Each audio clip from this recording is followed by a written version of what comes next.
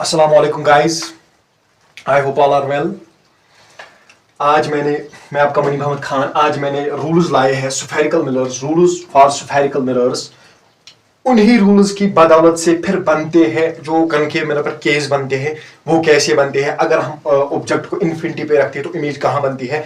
लेकिन मेन जो बेसिक है उनके लिए वो ये रूल्स है। अगर आपने ये 4 रूल्स समझे, इट मीन्स कि आप केस खुद कर लोगे। उनमें उतना फिर नहीं करना है जितना आपको यहां पर थोड़ा ही समझना है। बिल्कुल आसान है, आपको ये याद रखने हैं, आपको अच्छे से अंडरस्टैंड होनी चाहिए ये 4 रूल्स।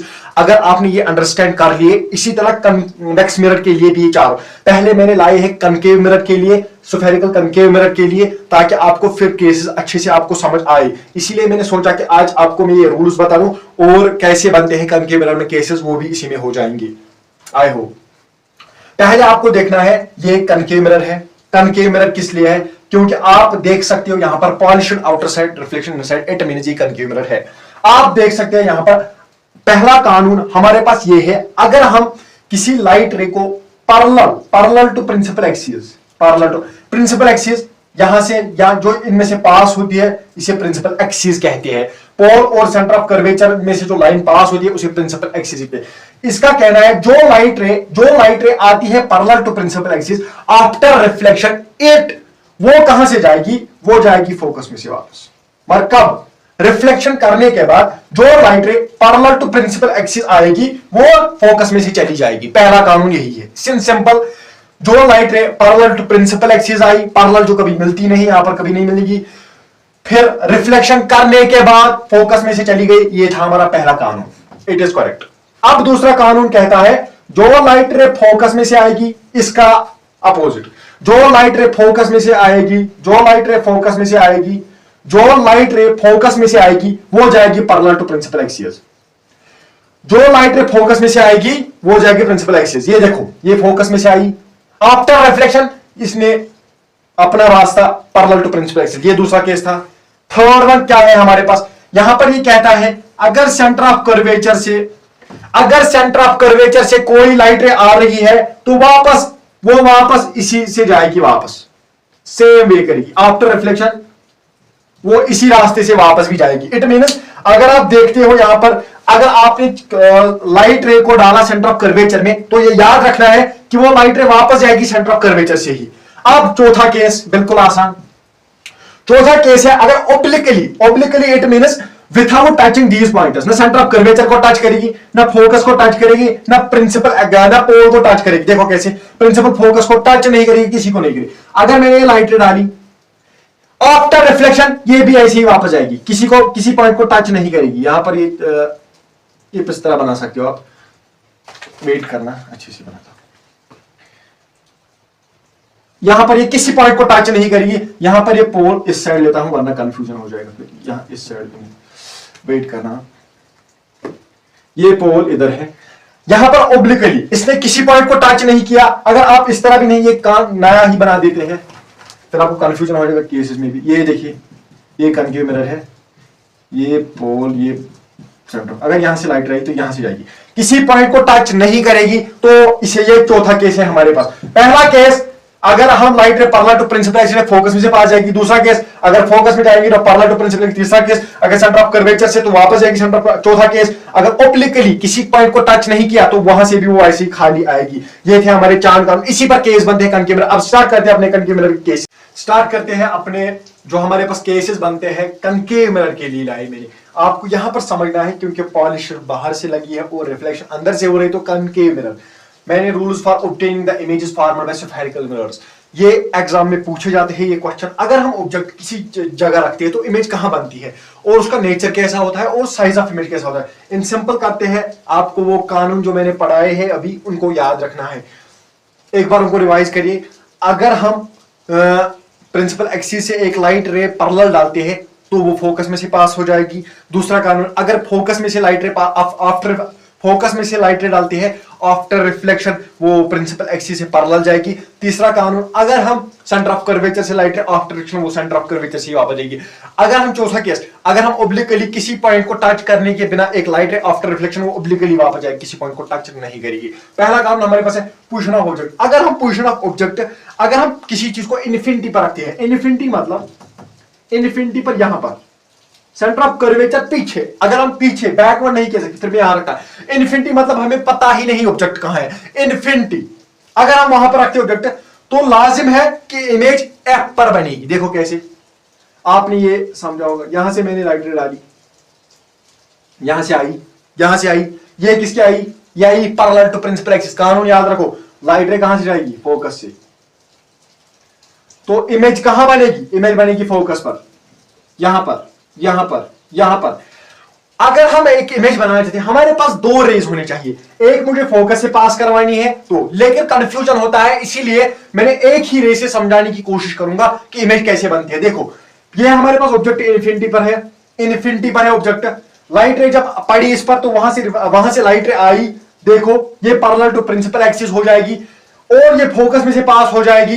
इट मीन्स जो इमेज बनेगी वो फोकस पर बनेगी। उस इमेज का नेचर होगा हाईली डिमिनिश्ड, वो बहुत पतली होगी, धुंधली होगी और पॉइंट साइज्ड हो जाएगी, और नेचर उसका हमेशा रियल एंड इन्वर्टेड हो जाएगा, क्योंकि जो पहले 5 कानून है कनकेव मिरर में, वहां पर रियल एंड इन्वर्टेड एक सच्ची और उल्टी इमेज बनती है। देखो कैसे, अब कहां पूछना, देखो यहां पर लिखो भी आप, ये मेरे साथी, पूछना ऑब्जेक्ट इन्फिनिटी पर रखा हमने, इन्फिनिटी, स्पेलिंग चेक करना, पोजीशन ऑफ इमेज कहां बनी, फोकस पर, प्रिंसिपल फोकस या फोकस लिखो, ये हमारा, उसका साइज क्या होगा, highly diminished, highly diminished and point sized, point sized, point size ये क्या लिखो, नेचर क्या होगा, रियल एंड इन्वर्टेड।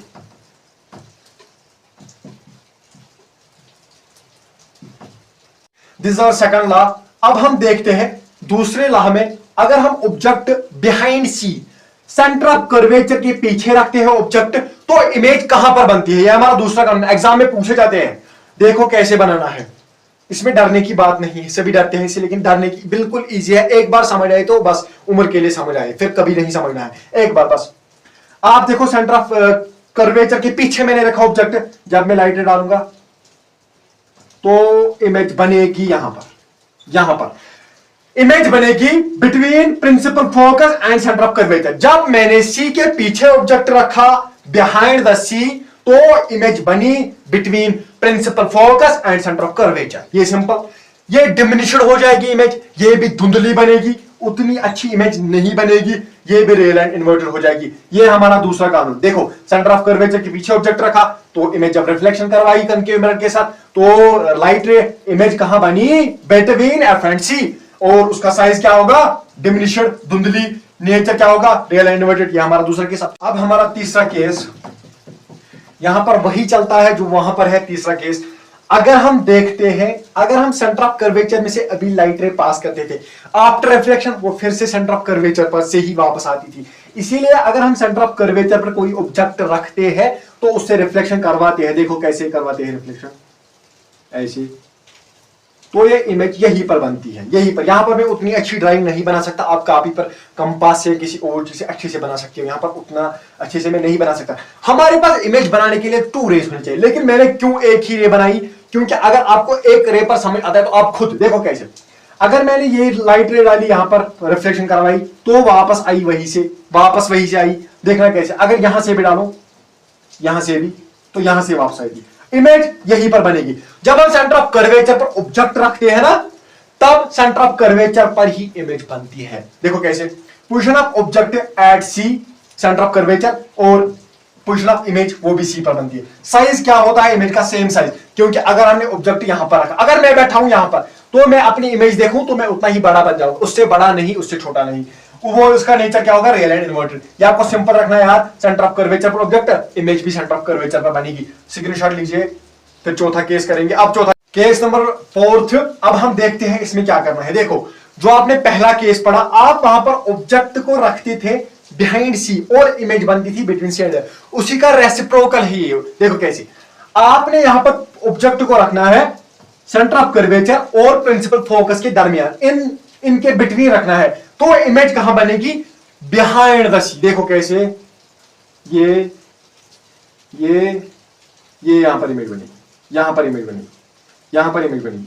आप यहां पर देख सकते हो कि इमेज कहां पर बनी, इमेज इसके पीछे बनेगी, इमेज इसके पीछे बनेगी। अगर आप यहां पर ऐसे समझ सकते हो कि अगर आपने object between C and F, centre of curvature और फोकस के दरमियान रखा, तो image between C, behind C, C के पीछे बनेगी। आप यहां पर ड्राइंग थोड़ी घटिया है मेरी, सॉरी फॉर दैट। आप देखो कि ऑब्जेक्ट पीछे बनेगा behind C, it means position of object. इसी तरह आप अपनी कॉपी को मेंटेन करो तो बस याद रहेगा, C and F, centre of curvature और फोकस के दरमियान जब हम रखते हैं ऑब्जेक्ट, पोजीशन ऑफ इमेज कहां बनती है, बिहाइंड सी, सी के पीछे। साइज क्या होगा, एनलार्जड। वहां पर छोटी इमेज बन रही थी दूसरे केस में, यहां पर बड़ी इमेज बनेगी। Nature, real and inverted. Same अब जाते हैं, यह हमारा फोर्थ केस था। अब हम फिर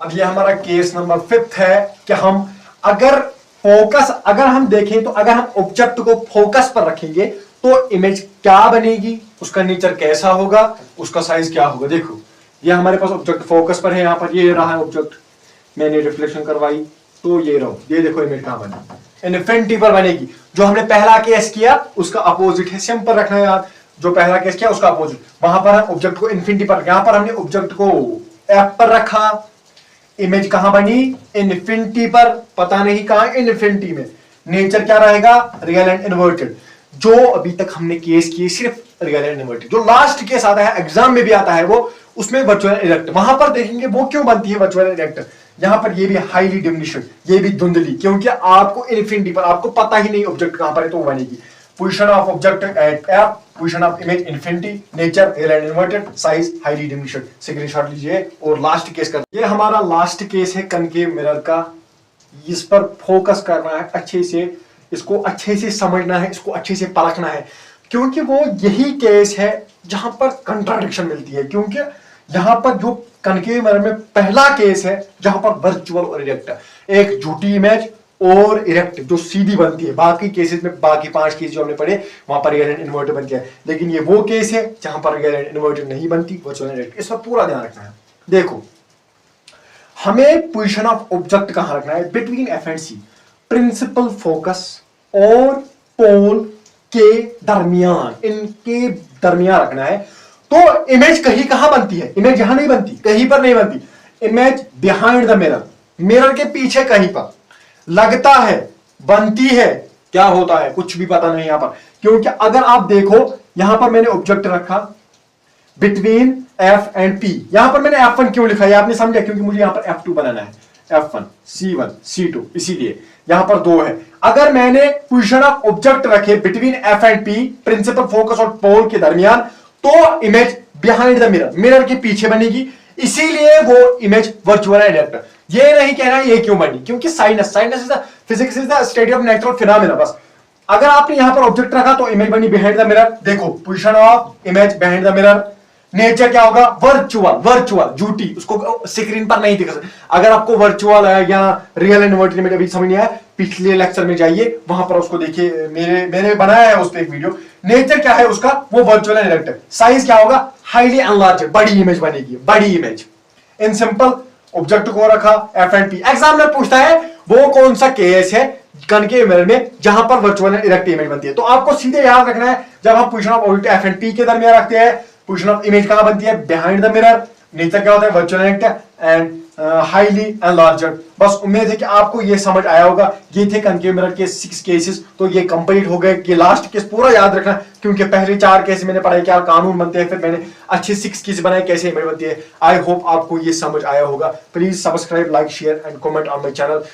अगर हो सके तो शेयर करना अपने फ्रेंड्स को, अगर आपको अच्छी समझ आता है। मैं आपके कहने पर कंटेंट बनाऊंगा, मैं आपके कहने पर एक नया टॉपिक बनाऊंगा। आपको चाहिए किसी में कंफ्यूजन रहता है तो प्लीज मुझे कहिए। Thank you, most welcome.